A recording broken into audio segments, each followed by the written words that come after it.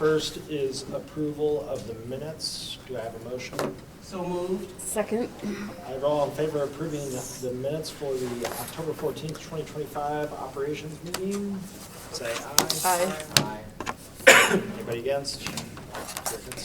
So our discussion item today is the climate action report. So, Superintendent Degnan? Yeah, and I'm just going to let Kurt do the introduction, mostly here, but just maybe some history. The district's had a climate action plan for several years. We've usually tried to provide you guys an annual update through an operations meeting, and so tonight that's what we're here to do. Yeah, I don't have much to add on to that. I'll introduce Dwight Shum. Yep. Good enough.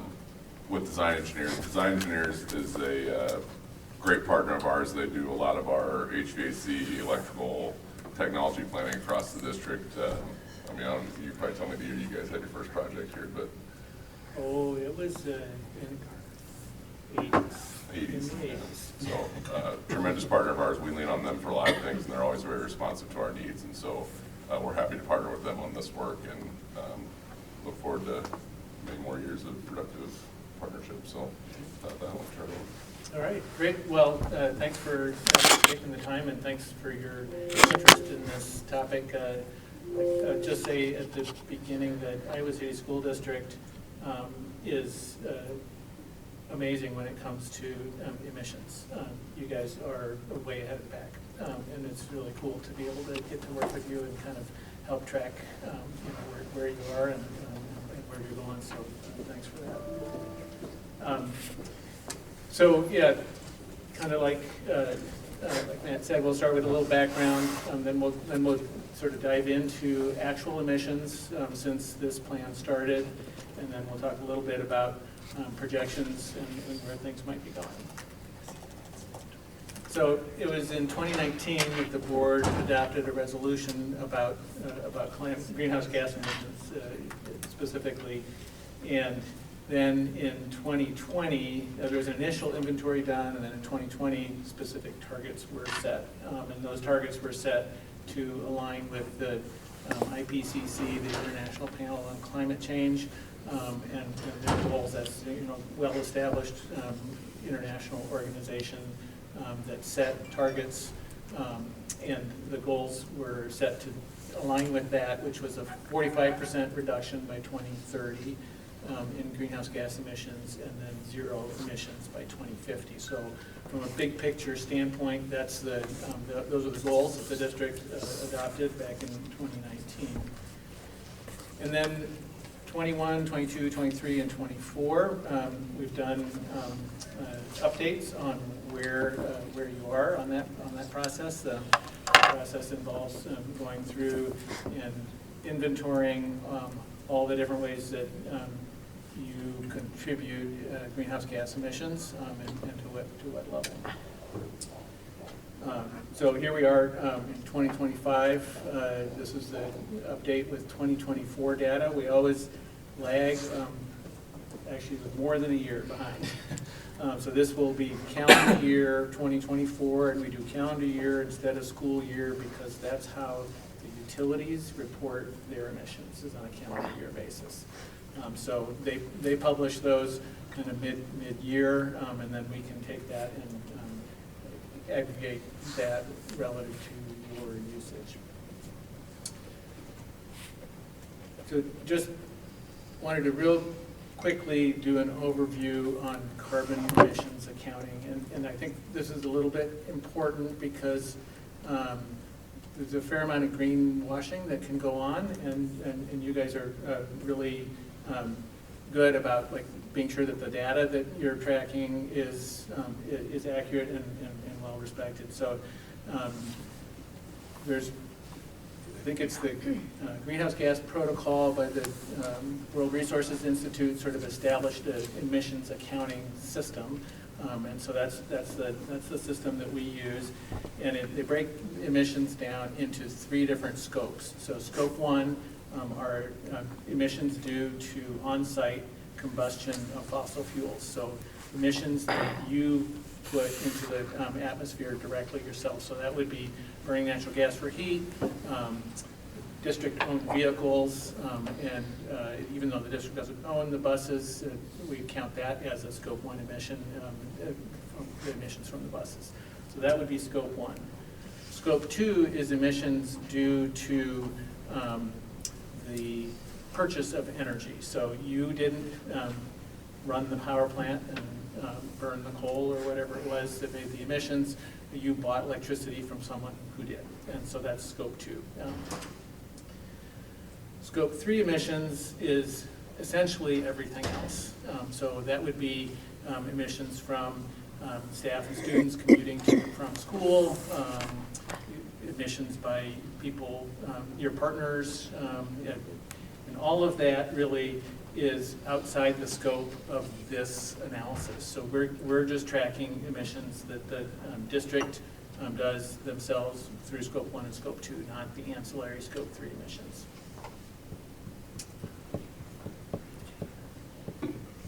So this is kind of where we are with emissions since 2018. This graph shows emissions in metric tons of CO2, we should probably say CO2 equivalent per year on the vertical axis, and then of course the years on the horizontal.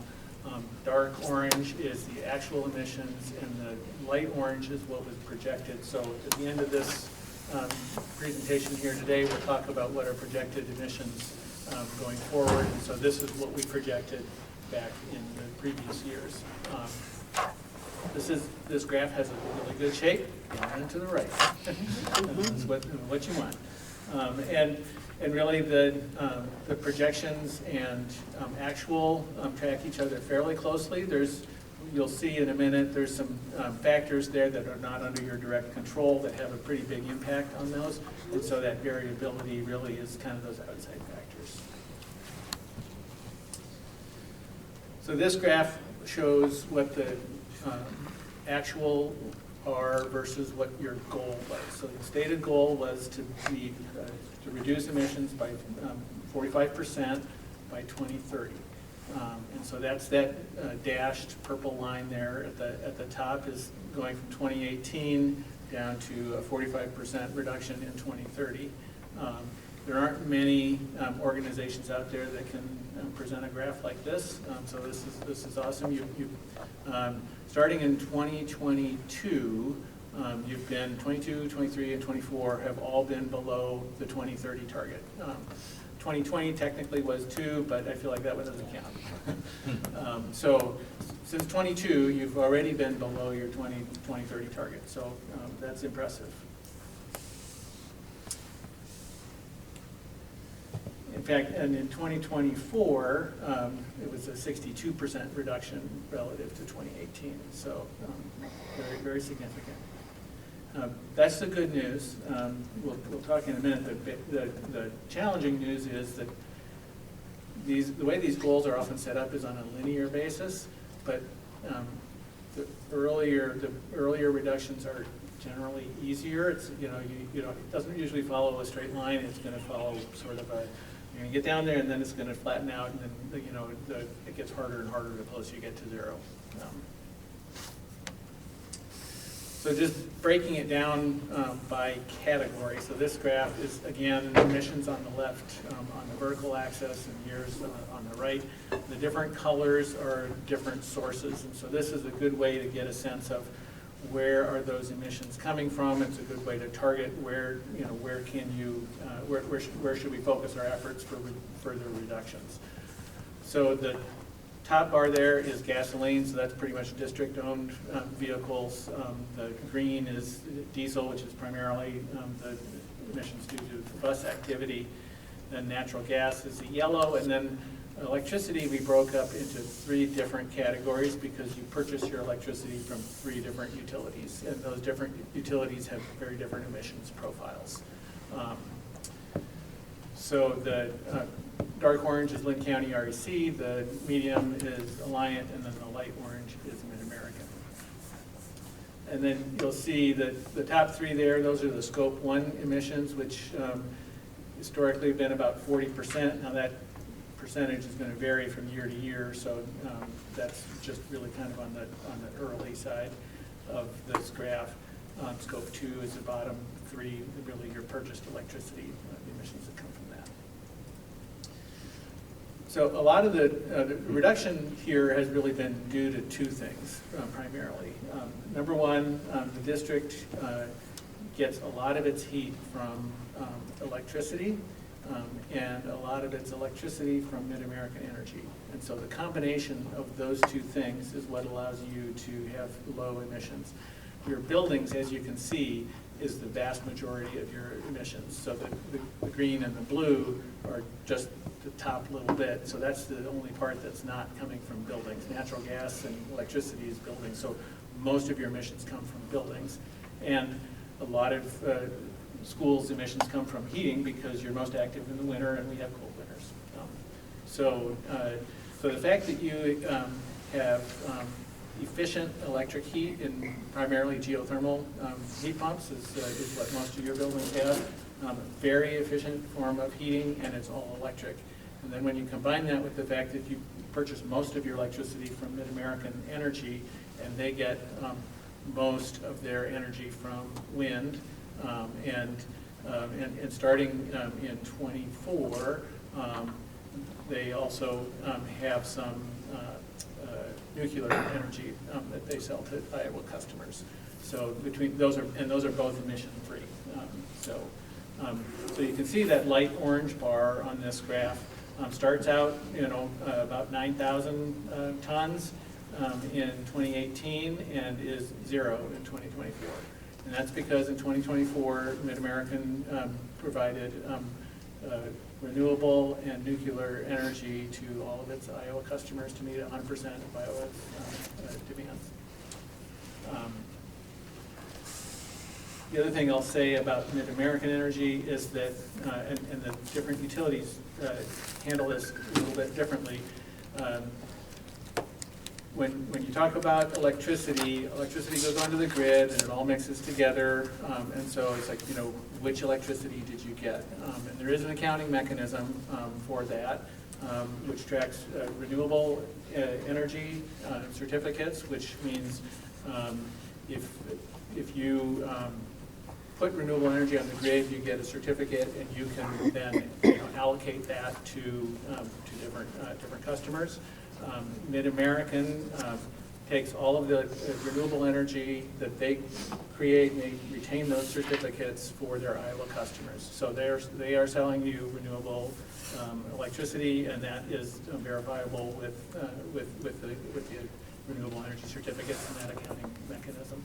There's a parallel process that they use for nuclear or clean emission-free energy, so there's also a similar process for that. And they retain those certificates for their Iowa customers. So when you purchase electricity from Mid-American, you're getting renewable electricity and emission-free electricity from them. Similarly, Alliant Energy handles that in a similar way. They currently only have the renewable electricity certificates. They don't have that process for their nuclear power. Which is much less of a factor now that Dwayne Arnold's not online anymore. But Alliant Energy also retains, you also purchase renewable electricity from Alliant. And then the third one is Linn County REC, and they actually sell their renewable electricity separately. And so currently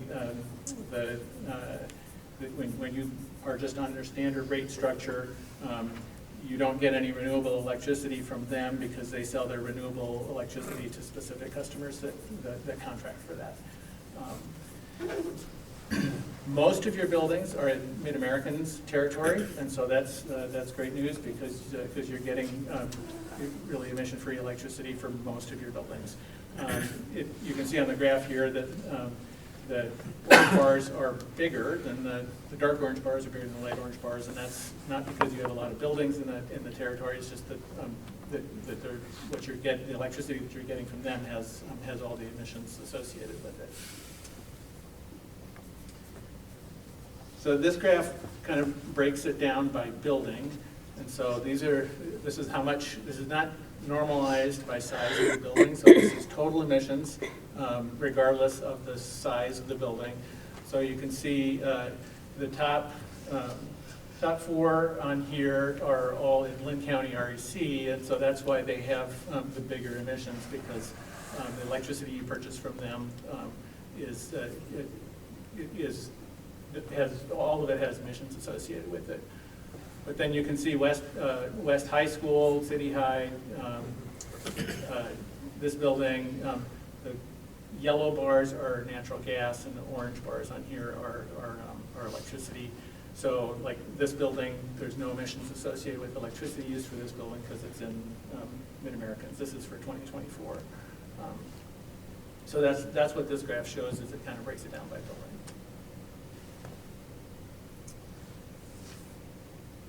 So any questions on existing actual up until now, and then we'll go on and talk about projections of where things are headed.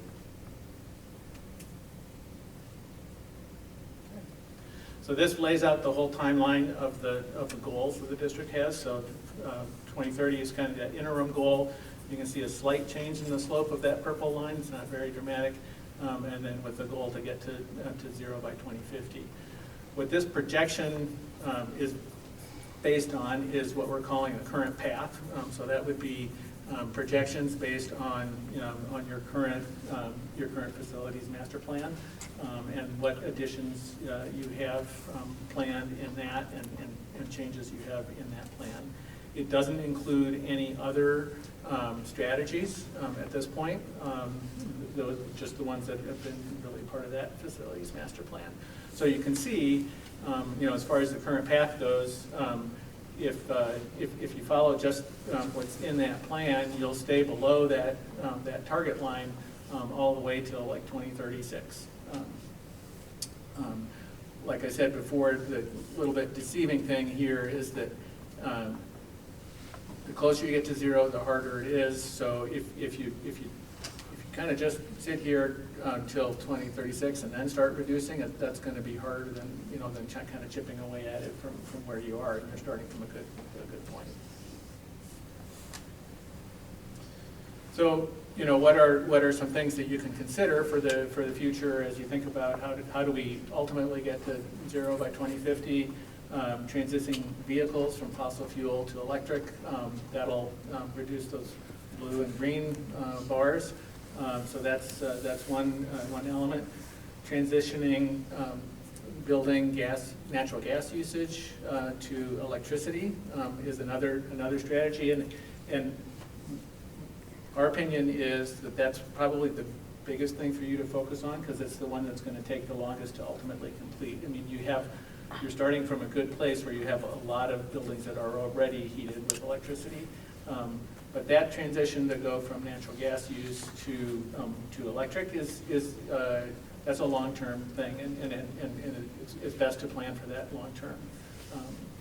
So to do that, you generally have to do a major HVAC upgrade to the building if you want to go from natural gas to electric. There are new technologies coming online that make that a little bit simpler, but in general, that's a longer term thing. So it's a good one to have on your long-term plans, is continuing that transition, which you've come a long way already. So then once you do those first two, that really eliminates all of your scope 1 emissions, and you're just left with scope 2. So it's just what's the source of your electricity, and what are emissions associated with that.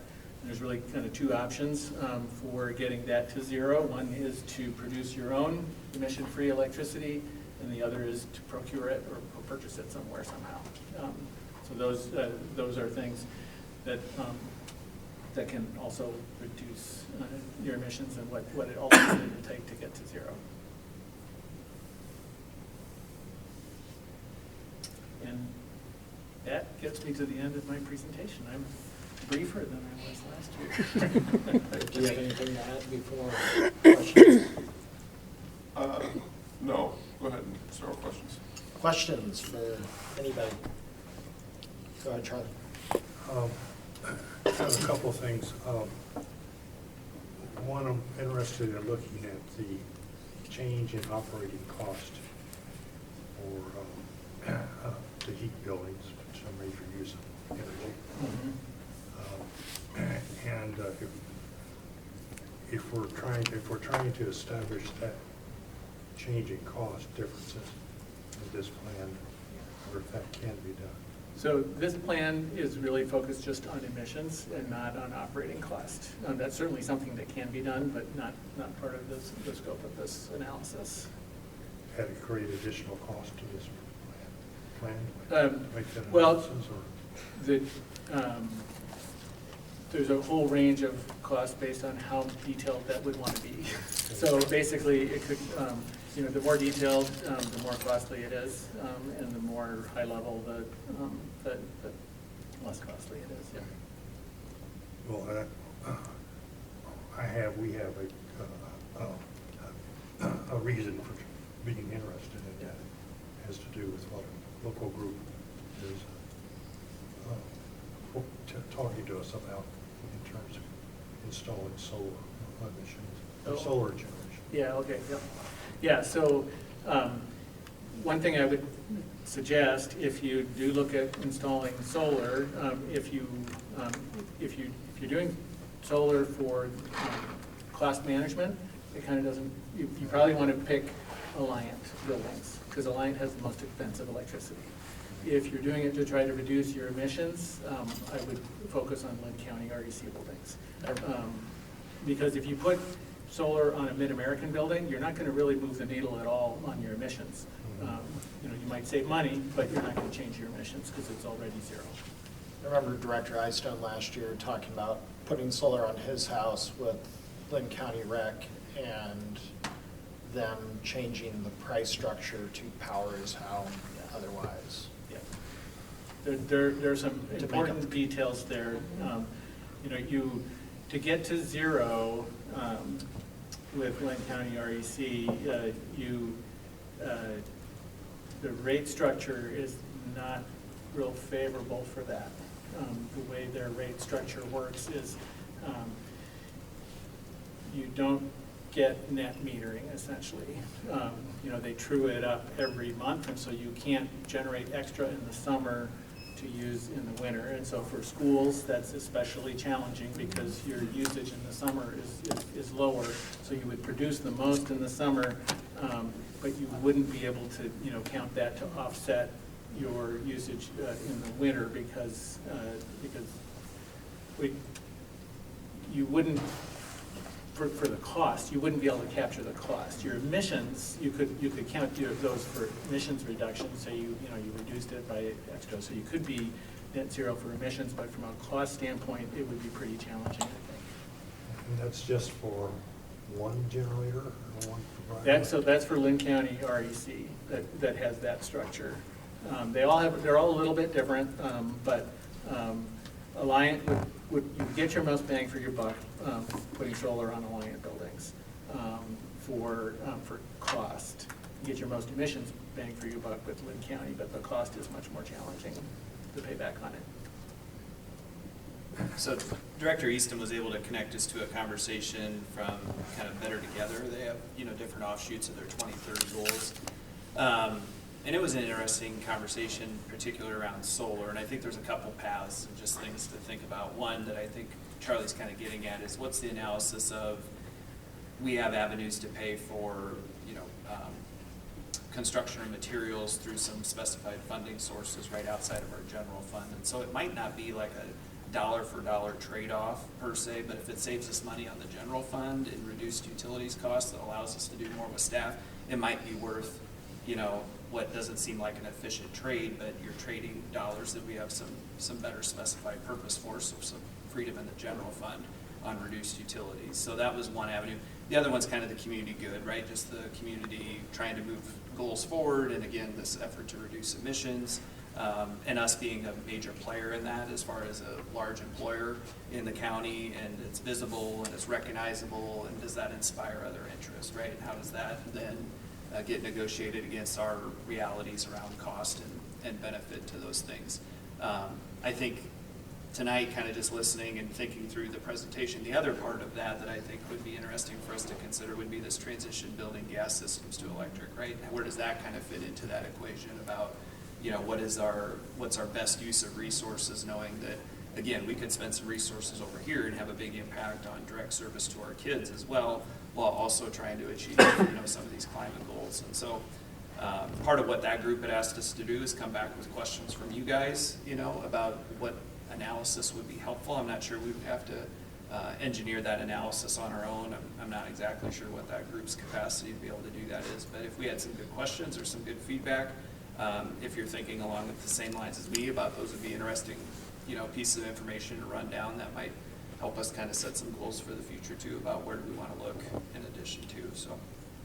I was curious about that as well, Matt, and I was wondering, what are we looking at in terms of cost to transition buildings to electricity? Do we have any ballpark? I couldn't give you one unless you guys Yeah. have that, yeah. Last year. You know, it's of course not inexpensive. It's best done in conjunction when you need to do work anyway. You know, in other words, if you have older gas heating systems, any old gas equipment is really ideal for replacement with electric. Because you're going to have to spend money on it anyway, and so you're just talking about really what's the incremental cost to go electric versus replacing it like for like. Whereas if you have brand new gas equipment and you are replacing it with zero emission, now your cost to go zero is the whole cost of it, not just the increment between gas and electric. So that would be my suggestion would be to, you know, kind of focus on the older systems, and, you know, to your point, that also puts your resources where they make the most difference to the occupants and the maintenance staff as well. So for real world example, Weber and Wickham, you've probably seen some of their Appendix 9 approvals. Those buildings have both gone an HVAC replacement, and I believe they've gone away from a natural gas heating system to an electric heating system. Not geothermal. Well, Weber. but- Is Weber geothermal? Yeah. No, Wickham's not, because the city of Coralville wouldn't let us because they were too Right. close to their well. Right. But that's the example, and so, as Dwight kind of alluded to, it makes sense once your systems have aged to a point, you're gonna be doing that work anyways. And so, like you said, the cost is just more incremental, but that's kind of a real world example of what we've recently done that have helped capture that. Part of my question would be how much will be available after FMP 2.3 to even install the solar, if we were to go down that path? Yeah, I think that's what we have to analyze, right? Like, Yeah. what funds have we committed? You know, we've talked a lot about borrowing against saved dollars, but what do we have opportunity to do on our PEPAL projects? I mean, that was one conversation we've had the last couple of weeks, is what are those competing needs in PEPAL, and what would we have the room to do? And then how do you answer those questions, kind of was articulated out to you guys, what makes the most sense? So that would be work we'd have to do and come back to you with. With 1.0 and 2.0, or whatever, just FMP over the past decade and a half, how many of our HVAC, so do you know how many HVAC systems have been replaced? Like, it would seem odd to go ahead and replace an HVAC system that we just put in 7 years ago. Really, almost all of the FMP 1 and 2 that I can think of are already electric. All of that work already Okay. did that conversion. I was gonna say, every time we were touching one, we were doing the conversion too, so it'd just be ones that wouldn't have been touched through that process. And the lifespan's 20 to 30 years. Okay. And so even those very first FMP additions, those are gonna start coming up here in the next 5 to 10 years. That wasn't that long ago, Kurt. What are you talking about?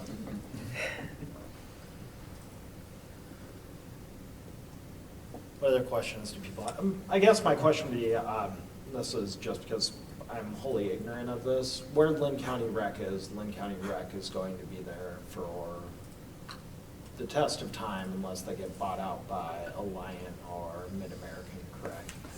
As far as I know, you know, I don't have a crystal ball, but yeah, Okay. there's nothing that I'm aware of in the wings where they're going to change. You know, yeah. There's just nothing that can be done on that one except for, okay. I guess one other point that I've been thinking about is the source of funds to make any kind of a change.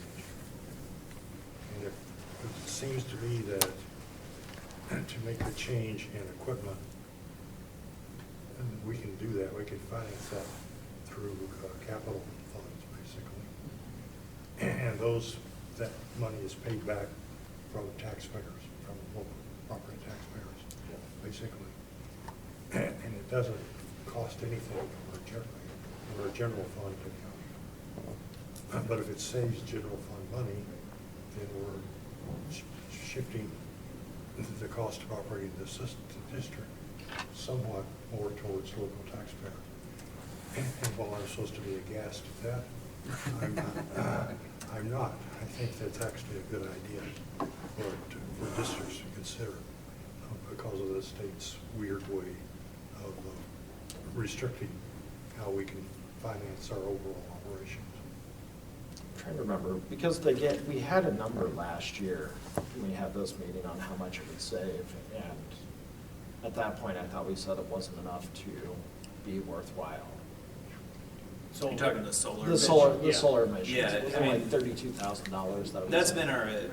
That's been our analysis, and that's why I think I tried to reframe the conversation a little bit, because, again, it might not be, I think we kind of approached that conversation in the past for like $1 equals $1, and recognizing those funds may not mean the same thing to us, that 32,000, okay, well, if that's all you're saving for putting in a $200,000 system, well, but $32,000 to use out of our general fund, right? I think we all kind of are working with that assumption. It might feel different than a $200,000 expensive Pebble. So I think that's probably the new kind of cost-benefit analysis we want you to do on that. But you're right, I think that would be the harder thing to quantify, is that, yeah, you might not see the return in savings, you know, as drastically as what the upfront cost would be, or as quickly. So we would just need to decide, is that important enough to do? And then I do think, I'm kind of compelled by the message from that group here, recently too, and I know we don't have extra funds to commit around, but I do think as far as when we talk about climate action and climate goals for the community and, for the larger world, what is our role just as a large institution to have to think about, okay, how are we visibly moving the needle on some of these things, even if the impact isn't substantial right away. And so that measures somewhere in the conversation. Again, not that we should be irresponsible to that point, but I also don't think we should be irresponsible knowing that, we are very visible. People do see a lot of our buildings. They do, recognize it if we have committed to this at all. A lot of them don't know this work, right? They just see that we don't have solar places, right? And then they probably make some assumptions, so. When I have a little bit of a soapbox when it comes to this topic, and really the message that I think would be really beneficial to get out to the community is electrification, especially in Iowa City. Electrification is 100% the name of the game for when it comes to reducing emissions. And if anyone's interested, there's a great book by Saul Griffith called Electrify Everything. But in terms of messaging to the community, one thing you could do would be to really emphasize all the electrification that you guys have done, and that really has the biggest impact that you're going to have on emissions, much more so than installing solar, just because of your particular situation. And then the electric buses, how realistic is that? Is that something that we would ever see ourselves moving to? I think between now and 2050, we would. I think I've not heard enough success stories to push it yet. Traditional bus prices have just skyrocketed in and of themselves, but when you start talking about electric buses, I think it's 2 and 3 times what a traditional diesel or gas bus costs.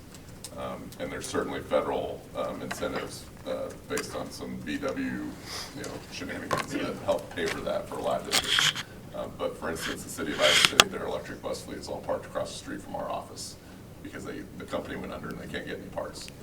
And so it's one of those things, like, you have to be careful about what you're adopting. I think as the cars go further, I think the heavy truck industry is kind of the next step, right? That we're going to start to see semis that are electric in those larger vehicles. And so I think we'll get there eventually. I think I'm not yet ready to pull the trigger on that.